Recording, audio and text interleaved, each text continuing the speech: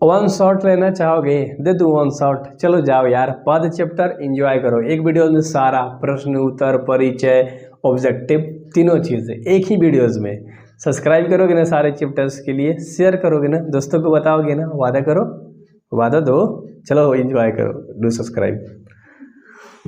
मेरे भाई अच्छे से करना, अभी याद करा दूंगा। लेखक कौन था? सूरदास। चैप्टर क्या है आपका? पद। दूसरा चैप्टर है, तीसरा चैप्टर भी आपका पद ही है, तो थोड़ा ध्यान से, ठीक है। तो लेखक कौन है? सूरदास। इनका जन्म कब हुआ था? 1478 में। अब जब इनका जन्म हुआ था तो डेट किसी ने नहीं लिखा, क्योंकि यार 1478 आज से 600 साल पहले की बात कर रहे हैं, कौन लिखता होगा? तो अनुमान लगा के इनका जन्म बताया गया है 1478। याद रखना कब? 1478। और निधन 1583। याद रहेगा क्या? जन्म कब? 1478 और निधन कब? 1583। किनका? सूरदास का। किसके लेखक थे? पद के लेखक थे।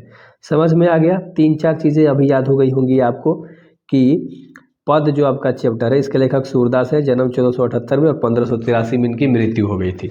अब थोड़ा सा और आगे चलते हैं, थोड़ा सा डिटेल में करेंगे, आप बोल बोल के करोगे, ठीक है। जन्म स्थान की बात करते हैं, दिल्ली के निकट सीही नामक एक गांव में, यानी कि दिल्ली के निकट एक सीही नामक, सिड्ढी नामक गांव था, ठीक ना, सीही नहीं सिड्ढी नामक गांव था, वहां पर इनका जन्म हुआ था मेरे भाई। ऑप्शन में पकड़ लोगे, बिल्कुल भी रिलैक्स नहीं होना है, ऐसे तरीके से पढ़ाऊंगा ना, अभी रिलैक्स नहीं होना है, अभी थोड़ा सा फोकस इसके ऊपर होना चाहिए, फिर रिलैक्स हो जाना 2-3 मिनट बाद, ठीक है। शिक्षा की बात करते हैं, स्वाध्याय द्वारा ज्ञान अर्जन किया था इन्होंने, स्वाध्याय द्वारा ज्ञान अर्जन, काव्य रचना एवं अव्यय विकास, श्लोक ज्ञान, ठीक ना, ये सब चीज़ों में इन्होंने पढ़ाई की थी। अभ्यास, विकास, लोक ज्ञान। याद रहेगा क्या? ये थोड़ा सा शिक्षा ज़्यादा नहीं पूछता ऑब्जेक्टिव में, टेंशन मत लो, थोड़ा सा देख लेना, फोकस बदल लेना, एग्जाम के टाइम पर रट लेना या अभी रट लो, क्योंकि ये सब चीज़ें यार याद करने में ज़्यादा समय नहीं लगती हैं। अभिरुचि की बात करते हैं कि किसमें इंटरेस्ट था, कौन चीज़ में मजा आता था। अभिरुचि किस चीज़ में थी?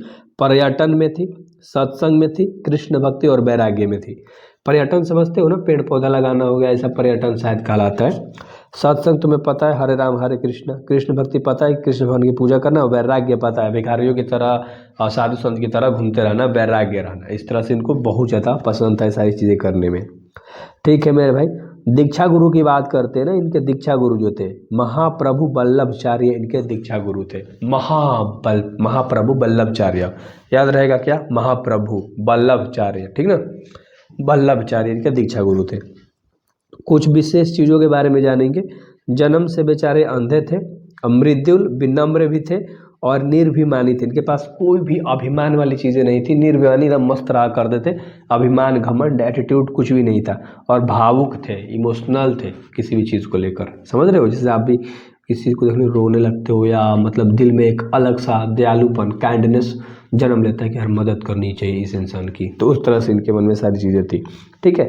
तो एक बार और थोड़ा सा रिपीट मारते हैं। अभिरुचि किसमें थी? पर्यटन में, सत्संग में, कृष्ण भक्ति में और वैराग्य में। दीक्षा गुरु कौन था? महाप्रभु वल्लभाचार्य। याद हो गया? बहुत बढ़िया। विशेष कुछ चीज़, जन्म से अंधे बेचारे थे, मृदुल विनम्र थे, निर्भिमानी थे और भाविक भी थे। यानी जन्म से अंधे थे, ठीक है, एक आँख था एक कान था। आगे देखो, कृतिया की बात करते, सूर सागर, साहित्य लहरी, ठीक ना, राधा रक्त शैली और सूर सरावली इन्हीं के द्वारा लिखा गया था, ठीक ना। अच्छे तरीके से याद हो गया होगा क्या? देख लो, सूर सागर, साहित्य लहरी, राधा रक्त शैली और सूर सरावली इन्हीं के द्वारा लिखा गया है, सूर सागर है, ठीक है मेरे भाई। अब शिक्षा काल की बात करते हैं, जो इन्होंने पढ़ाई अपनी करी थी ना, पूरी करी थी, कब से कब पढ़ाई करा था, शिक्षा काल क्या था? 1509 से लेकर 1510 अनुमानित इनका शिक्षा काल था, समय था, ठीक ना। अच्छे से आपको समझ में आ गया होगा मजे तरीके से। कुछ 2 पॉइंट्स यहाँ पर है, अपने से पढ़ लोगे या बता दूं? ज़्यादा लंबा वीडियो नहीं है तो चलो बता ही देता हूँ। श्रीमद् भागवत के आधार पर रचे गए ग्रंथ, यानी श्रीमद् भागवत गीता जो होता है उसके आधार पर रचे गए कुछ ग्रंथ थे, जैसे कि सूर सागर में पदों की संख्या 1.25 लाख थी। सूर सागर ग्रंथ की टोटल कितने पद थे मेरे भाई? 1.25 लाख सूर सागर के अंदर बताई गई थी, ठीक ना। किंतु अब लगभग 5000 पद ही उपलब्ध है, बाकी सब खत्म हो गए। 5000 पद अब उपलब्ध है। ये ऑब्जेक्टिव में नहीं आता, टेंशन मत लो, ठीक है। रेयर केस में कहीं पूछ दे तो याद हो गया होगा आपको, 1.25 लाख था, अब 5000 के लगभग है। अब आगे सूर सरावली में, यहाँ सूर सरावली है मेरे भाई, ठीक है, ये र है र। सूर सरावली में बहुत होली के गीत के रूप में रचित 1007 पद तथा साहित्य लहरी में रस, अलंकार, नायिका भेदों के प्रतिपादित करने वाले 118 पद हैं। ठीक है, तो ये पूरा इंट्रोडक्शन पार्ट था।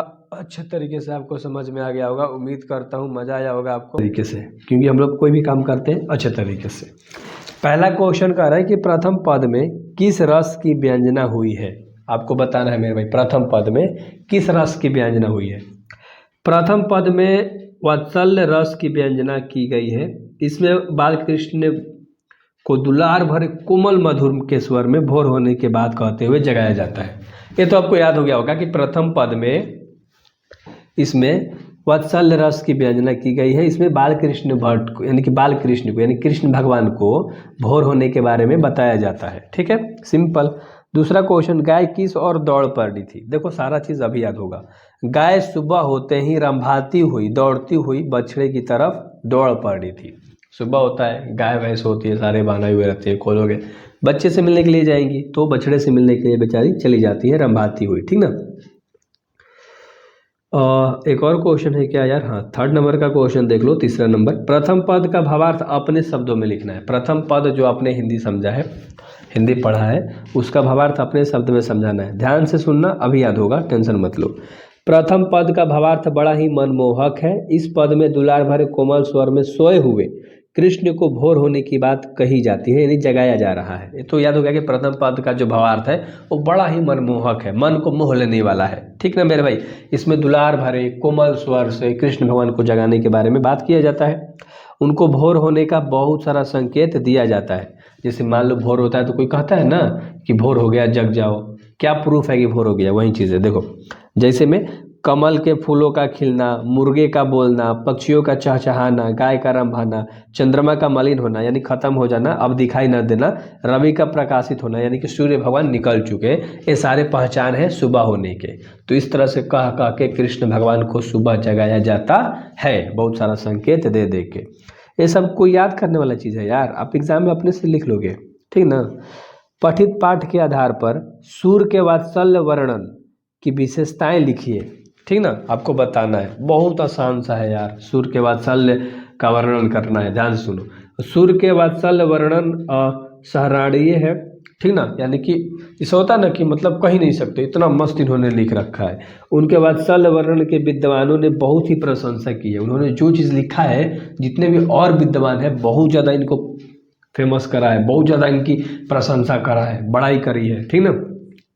लाल भगवान दीन लिखते हैं ना, ठीक ना, एक लाल भगवान दीन है जो कि बहुत वो भी फेमस इंसान है, वो लिखते हैं सूरदास ने बाल चरित्र वर्णन में कमाल कर दिया है। कमल नहीं, कमाल। ठीक है, कमाल कर दिया है।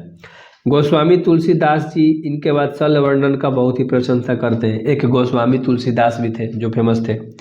आचार्य रामचंद्र शुक्ल भी कहते हैं, जितने विस्तृत और अच्छे तरीके से सूर्य ने बाल बाल का वर्णन किया है, यानी कि बाल अवस्था का वर्णन किया है। ठीक है, उसे अच्छे से किसी और कवि ने नहीं किया होगा। ठीक ना, उतने अच्छे से, यहाँ पर मेरे भाई उतने होना चाहिए था। थोड़ा सा सेंटेंस आप समझ चुके हो, सुन रहे हो ना मेरी बात, तो समझ रहे हो। उतने अच्छे से किसी ने तुलना नहीं किया होगा, किसी ने नहीं लिखा होगा। तो सोचो, इनको ना बहुत सारे कवि जो फेमस थे, इनके बारे में प्रशंसा करते हैं। किस चीज़ के बारे में? इन्होंने जो लिखा है ना कृष्ण भगवान के ऊपर, भक्ति के ऊपर, वही चीज़ है। 5 नंबर का सवाल है, काव्य सौंदर्य स्पष्ट करना है मेरे भाई। देखो पहला क्वेश्चन इसका मतलब ख नंबर का, कछुक खात कछुक धरनी गिरावत, कभी निरखती नंद रनिया। यहाँ पर कछुक खात होगा मेरे भाई, ल नहीं है, कछुक खात। देखो कछुक और खात, कछु खाते यानी कि कुछ खाते हैं और कुछ धरनी पर गिरावते हैं, यानी जमीन पर गिराते हैं। ठीक ना। और छवि निरखती नंद रनिया, इसका मतलब क्या है? ध्यान से समझो। प्रस्तुत पदांश में कवि कृष्ण के खाने का ढंग बताया है, यानी कृष्ण भगवान जैसे खाते थे उनका ढंग बताया है। बाल कृष्ण नंदा के गोदी में बैठकर, ठीक है, थोड़ा सा देखें कि गोदी में बैठकर भोजन करते समय कुछ खाते तो कुछ धरती पर गिराते। ठीक है, यानी कि नंद भगवान के गोदी में बैठते हैं, अपने पिताजी के गोदी में बैठते हैं। ठीक है, और कुछ खाते हैं और कुछ धरती पे गिराते हैं। इसमें वात्सल्य रस है, ब्रज भाषा, कई सुंदर प्रयोग हैं। ठीक ना। इसमें रूपक अलंकार का भी प्रयोग किया गया है। बची हुई जूठन को प्रसाद के रूप में ग्रहण करना चाहते हैं। अतः वे नंद बाबा से मांगते हैं। कौन? जो लेखक है ना सूरदास, ये उनके जूठा को पाना चाहते हैं। किसके? कृष्ण भगवान के। और किससे मांगने का प्रयत्न करते हैं? नंद बाबा से। ये कहते हैं, कवि में लिखे हैं कि ऐसा अगर हो पाता रियल दुनिया में तो मैं ऐसा करता, ठीक ना। इसमें प्रेम और भक्ति का भाषा सहज और सरल है। इसमें ब्रज भाषा का प्रयोग है। इसमें श्री कृष्ण के भक्ति और प्रेम है, ठीक ना। बहुत अच्छा था, समझ में आ गया, याद हो गया होगा आपको, बेसिक सी बातें थी। ख नंबर का देखो, ख नंबर भी आप अच्छे तरीके से समझ जाओगे। भजन कमिर नंद आचम नलिन हो मंगत सूर जुठनिया, यानी कि जुठन जो मांगते हैं ना उसके बारे में बताओ। प्रस्तुत पदांश में वात्सल्य रस के साथ साथ भक्ति रस भी नहीं है, मतलब रस नहीं है। नंद बाबा श्री कृष्ण को भोजन कराकर कूला करवाते हैं। वहीं सूरदास बची हुई जूठन को प्रसाद के रूप में ग्रहण करना चाहते हैं, अतः वह इसे नंद बाबा से मांगते हैं।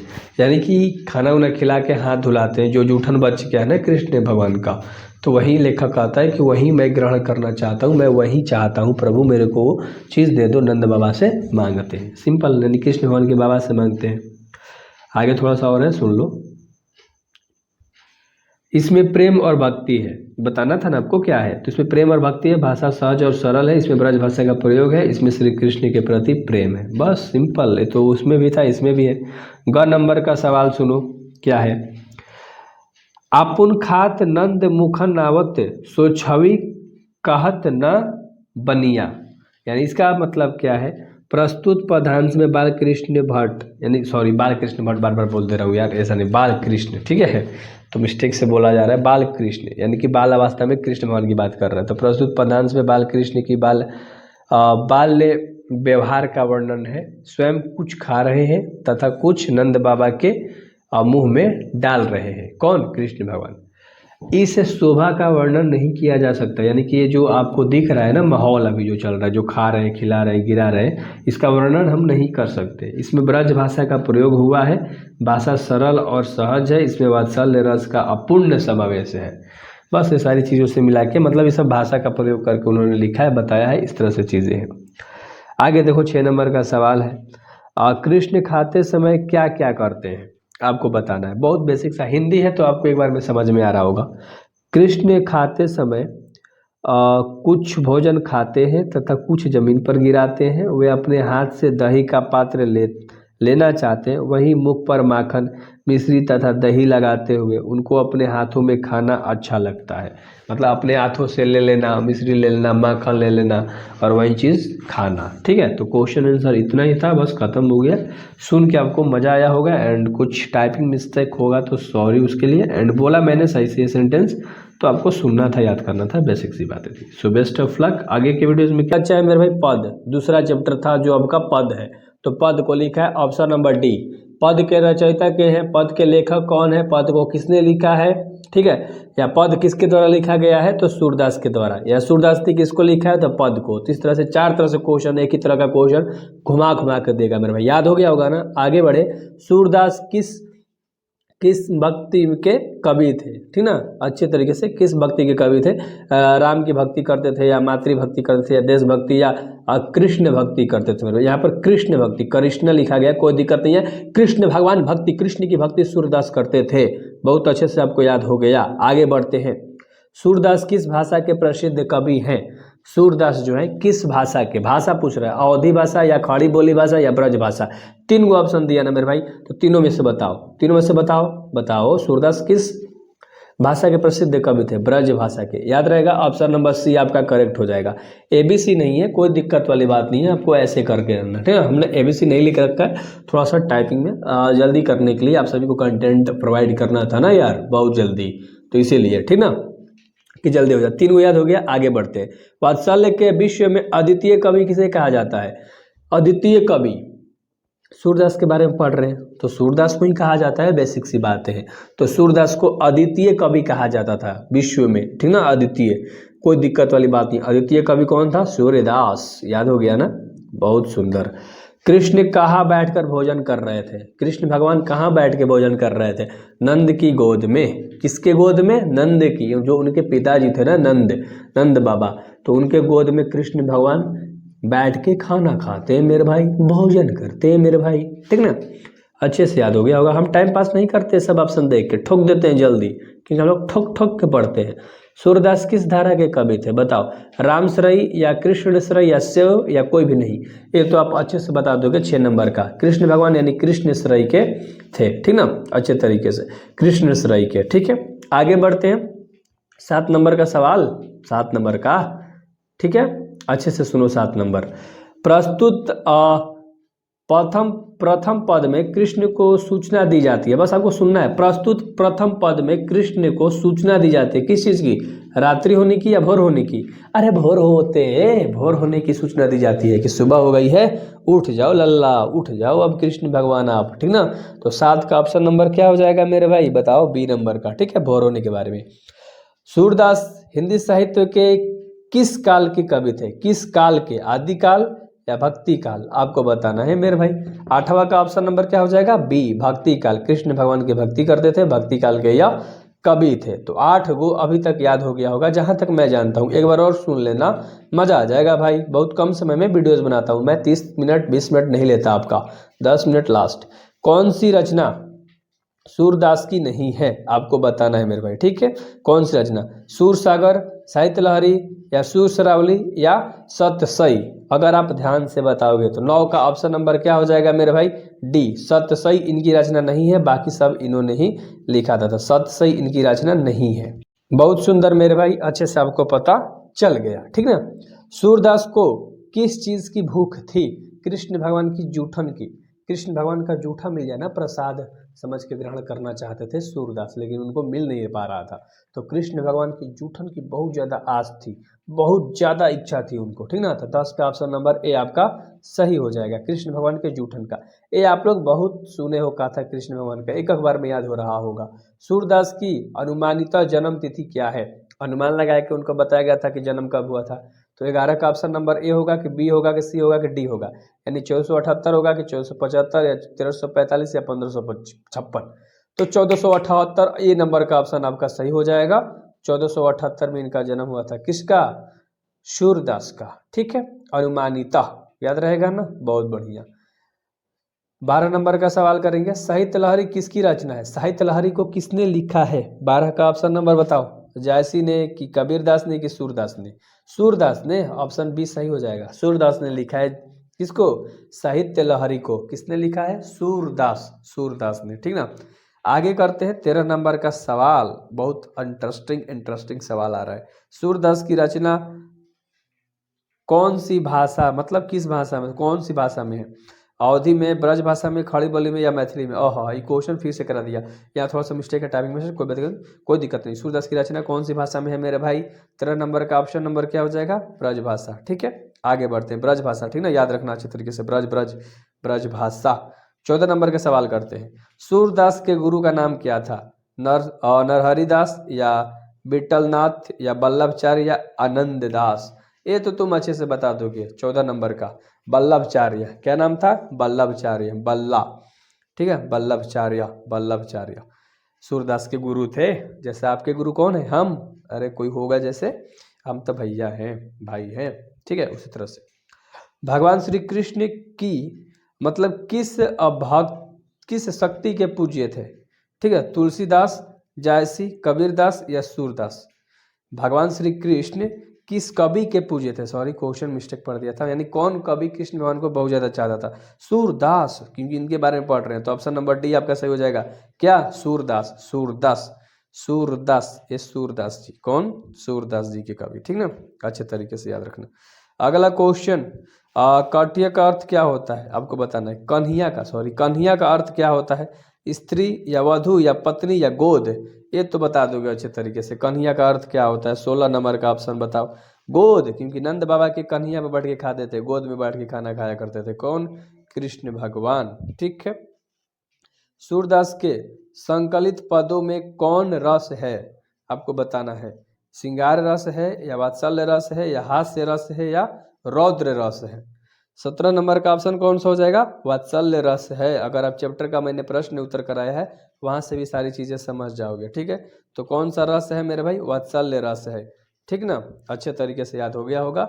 18 नंबर, सूरदास किस मार्ग में दीक्षित हुए थे? तस्म मार्ग में, सतमर्ग मार्ग में, पुष्टि मार्ग में। तो 18 नंबर का जो ऑप्शन होगा ना मेरे भाई, सी होगा। पुष्टि मार्ग में वो स्विच कर गए थे, ठीक ना, दीक्षित हुए थे। चलो अच्छे तरीके से याद हो गया। पुष्टि मार्ग, पुष्टि पुष्टि पुष्टि, मुष्टि नहीं पुष्टि। निम्नलिखित में कौन सा कवि अष्टछाप का नहीं है? सूरदास, कुंभदास, कृष्णदास या जायसी? आपको बताना है मेरे भाई कौन सा। 19 नंबर का सवाल है और 3-4 गो सवाल है, डरो मत, बस 2 मिनट और लगेगा। इसमें क्या होगा? जायसी जी। क्या होगा मेरे भाई? जायसी। ऑप्शन नंबर क्या होगा? डी, जायसी। निम्नलिखित में कौन सा कवि अष्टछाप का नहीं है? तो जायसी जी अष्टछाप के नहीं है, ठीक है। तो 29 नंबर का अच्छे से आपको याद हो गया होगा मेरे भाई, ठीक है। चलो आगे बढ़ते हैं। 19 नंबर, सॉरी, 20 नंबर का सवाल करेंगे अच्छे तरीके से। निम्नलिखित में से कौन सा धरनी का पर्यायवाची नहीं है?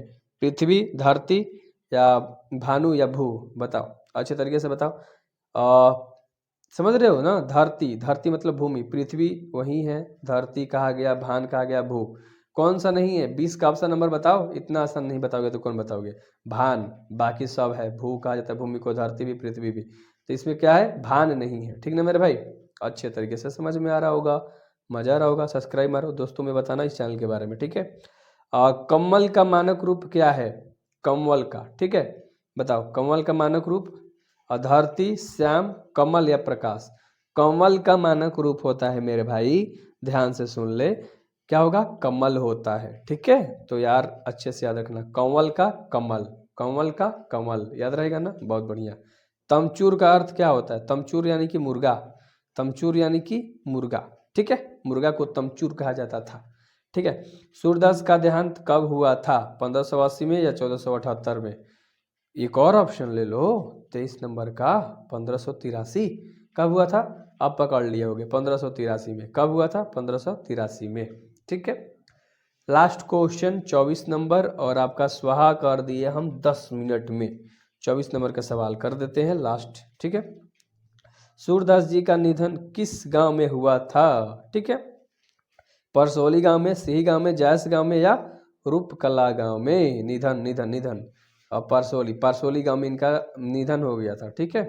अच्छे से याद हो गया होगा। एंड नोट्स चाहिए ना अच्छे से? मैं देखो नोट्स बनाता हूँ, देख रहे हो, ऑब्जेक्टिव, फिर प्रश्न उत्तर, देख रहे हो। तो नोट्स चाहिए, to do subscribe and contact कर लेना, राइट।